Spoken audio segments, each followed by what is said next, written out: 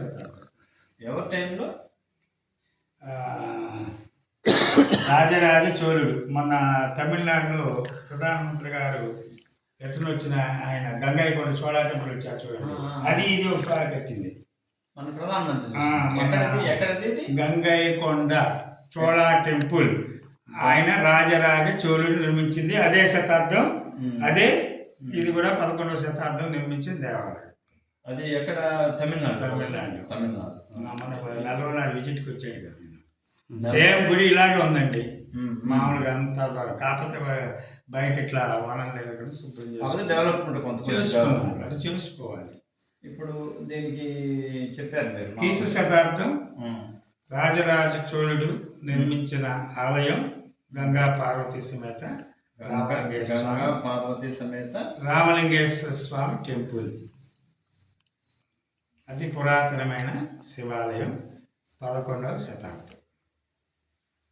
తర్వాత మొదటి పూజారిగా, తర్వాత రాజరాజ చోళుడు తర్వాత విక్రమాదిత్య చోళుడు వచ్చాడు. విక్రమాదిత్య వాళ్ళు కూడా ఆయన తరం కూడా ఈ గుడిని చూశారు. విక్రమాదిత్య రాజ చోళుడు లాస్ట్ పాయింట్కి వచ్చాడు, విక్రమాదిత్య చోళుడు ఇక్కడికి వచ్చాడు. ఇక్కడికి వచ్చాడా? ఆయన కూడా వచ్చాడు. రాజరాజ చోళుడు కూడా వచ్చాడు ఇక్కడికి. సంతరావు అదే టైంలో ఈ ఎందుకు వచ్చారంటే ఇక్కడ ఏదో యుద్ధ పరికరాల గురించినో లేకపోతే ఏదేమి చెప్పి ఇవన్నీ కూడా చూద్దాం అని చెప్పేసి కొంతమంది శిల్పులు తీసుకొని వచ్చి వాళ్ళు వేట నిమిత్తమై ఇట్లా మోటుపల్లి మీదుగా ఇట్లా రావటం జరిగినది. తర్వాత వచ్చిన తర్వాత స్వామివారికి ఆది శంకరాచార్య యొక్క అద్భుతమైన చిహ్నాన్ని శివలింగంలో ఆయన ప్రాకారంతో ఆ రోజుల్లో ఆయన స్వహస్తాలతో ఇక్కడ మళ్ళీ ప్రాణ ప్రతిష్ఠ చేయడం జరిగింది. మళ్ళీ ఆది శంకరాచార్య గారి చేతుల మీద మళ్ళీ ప్రాణ ప్రతిష్టాపన అది చేయటం జరిగింది. అంటే పునర్ప్రతిష్ఠ ప్రాణ ప్రతిష్ఠ. ప్రాణ ప్రతిష్ఠ స్టార్టింగ్ ఆయన ద్వారా జరిగింది. అంటే అప్పుడు దాకా ఏం లేదు, ప్రాణం పోసేట అప్పుడు శక్తి అనేది స్టార్ట్ అయిందట. ఇక్కడ మామూలుగా శివలింగంలో కాంతులు రావడం అనేది అంతకుముందు కాదు. అది అంటే ఇంకా 15 సంవత్సరాలు బిగువే 11వ శతాబ్దానికి. 10వ శతాబ్దం 85వ సంవత్సరం అది లెక్క. 1585లో శంకరాచార్య వచ్చింది. అంటే ఇక్కడ టిక్ మాత్రం 11 పెట్టారన్నమాట. శాస్త్రంలో 11 పెట్టారండి. 15 సంవత్సరాలు అటు ఇట్లా ఉంటాయి. అయితే ఆది శంకరాచార్య గారు ఏం చేశారంటే ఇక్కడ ఇంత అపరూపమైన స్వయంభూ శివలింగం కాబట్టి ఈ శిల్పుల చేత గానామృతమైన ఈ గంటని తీసుకొచ్చి కాశీ నుంచి స్వయంభూ కదా ఆయన ఇప్పుడే కడిగాను నిరాకారంగా స్వయంభూలాన్ని. ఈ స్వయంభూల నుంచి నాగబంధనం చేసిన శివాలయం. నాగబంధనంతో శివలింగ ఆకృతితో చేశారు ఆయన. అందువల్ల కొంతమందికి నాగులు కనపడతాయని కారణం అది. కొంతమందికి నాగు అభిషేకం చేసేటప్పుడు కొంతమందికి కనపడటం జరుగుతుంది.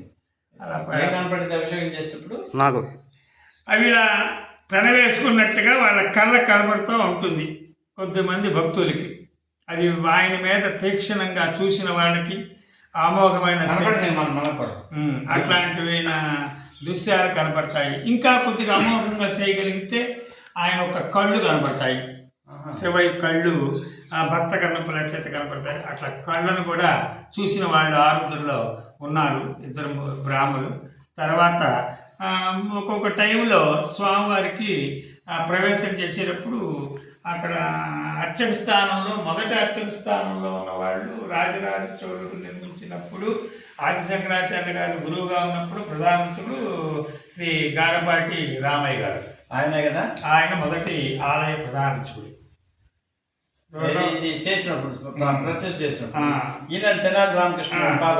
ఫాదర్. రెండో తరంలో గారపాటి రామకృష్ణ గారు. అంటే తెనాలి వలస వెళ్ళారు కాబట్టి తెనాలి రామకృష్ణ పేరు రాయటం జరిగింది. ఇప్పుడు ఆయన రామయ్య గారు అప్పుడు ఎంత వయసు ఉండేది? రామయ్య గారు ఇక్కడ బాల్యంలోనే ఈ దేవాలయానికి ప్రవేశం జరిగింది. 13-14 సంవత్సరాలు అప్పుడే. అంటే పూర్తిగా ఆయన ఒక 50 సంవత్సరాలు పైన చేశారు. ఏది రామకృష్ణ ఆ. ఇక్కడ ఉన్నాడు 50 సంవత్సరాలు వాళ్ళ నాన్నగారు. రామకృష్ణ గారి తండ్రి గారు తెనాలి 50 ఏళ్ళు నాడు గుడి చేశాడు. ఆ. రామకృష్ణ గారి బాల్యం దశ ఇక్కడే నడిచింది. అంటే గత ఒక 15-16 సంవత్సరాల వరకు. ఆహా. తర్వాత ఆయన 18 21 ఆయన ఇక్కడి నుంచి వలస వెళ్ళటం జరిగింది. ఏది అక్కడికి వెళ్ళాడు. తెనాలి వెళ్ళి అక్కడి నుంచి సామ్రాజ్యం చదువుకుంది ఇక్కడేనా? చిన్న చదువుకున్నది ఇక్కడ. అప్పుడు బడి ఉందా ఈడ? వాన్మార్. బడి ఉంది. ఏదో గురుకుల పాఠశాల ఆ రోజుల్లో ఉండేది. ఏడా? వానమాలను ఎద్దుకుంది ఇక్కడే. అవును, బాల్యం ఇక్కడే. అంటే బాల్యంలో ఆయన చేత చేయించారు, అదే పూజ. అర్చకత్వం చేయించారు ఇక్కడ శివలింగాన్ని. ఆహా. తండ్రి గారైన గారపాటి రామయ్య గారు ఇక్కడ బాల్యంలో ఆయన చేస్తూ, ఆయన అర్చకత్వం చేస్తూ ఈయన చేత చేయించడం జరిగింది. తర్వాత ఆయన మరణాంతరం ఇక్కడ ఉండలేక ఆ తల్లిగారే తీసుకొని ఇక్కడి నుంచి వెళ్ళటం జరిగింది. కొన్నాళ్ళు చేశాడు కదా తండ్రి చనిపోయిన తర్వాత కూడా. అదే బాల్యం చేశారు. అది 10 సంవత్సరాలు 15 సంవత్సరాలు. తర్వాత నెక్స్ట్ తరంలో వాళ్ళ 3వ తరంలో వాళ్ళని పెట్టడం జరిగింది ఇక్కడ. తర్వాత 4-5వ తరం తర్వాత ఇక రావురు వాడి మా వంశం స్థాపనలో ఇక మీరు 5వ తరం అంటే మీరు 5వ తరం నుంచి ఇక మీ ఇంటి పేరు ఏంటి? మీ ఇంటి పేరు? మా ఇంటి పేరు రావురు వాడు. రావుల రావురి. రావురి. రావురు వారు వంశీయులు మీరు. రావురు వంశీకులు. రావురు వంశీకులు అంటే 7 అన్నదమ్ములతో కూడింది. ఆ రావురు వీరయ్య గారు, రావురి రత్తయ్య గారు, రావురి వెంకటేశ్వర గారు, అట్లాగే రావురి సీతయ్య గారు ఆధ్వర్యంలో ఇక్కడ అన్నదమ్ముల యొక్క ఆధ్వర్యంలో 7 అన్నదమ్ములు ప్రచారకర్తగా ఉన్నప్పుడు ఆఖరిలో సీతయ్య గారు, రత్తయ్య గారు అలా మొత్తం కూడా కొన్ని శతాబ్దాలు ఇక్కడ వాళ్ళు అర్చకత్వం చేసుకుంటూ వెళ్ళారు. మీరు ఎవరు తాలూకాలో? మేము మా తాత ఆఖరు 7వ తాత సీతయ్య గారు. సీతయ్య గారు తాలూకా మీరు. సీతయ్య గారు ఆఖరు సీతయ్య గారు. మీ పూర్తి పేరు? రావురి నాగమల్లేశ్వరం. మా తండ్రి గారు రావురి శ్రీనివాసరావు. తర్వాత దత్తు తీసుకున్నారు ఆయన పిల్లలు లేక. తర్వాత రావురి బాలకృష్ణమూర్తి గారు. ఇట్లా వరుసగా ఈ సీతయ్య గారి తరంలో నాగమల్లేశ్వర గారు ఎన్నాళ్ళు చేస్తున్నారు? నేను 35 సంవత్సరాలు. నాన్నగారు? నాన్నగారు 50 చేశారు. 50 చేశారు. 55 ఏం పేరు నాన్న పేరు? 55 సంవత్సరాల పైన చేశారు. నాన్నగారి పేరు?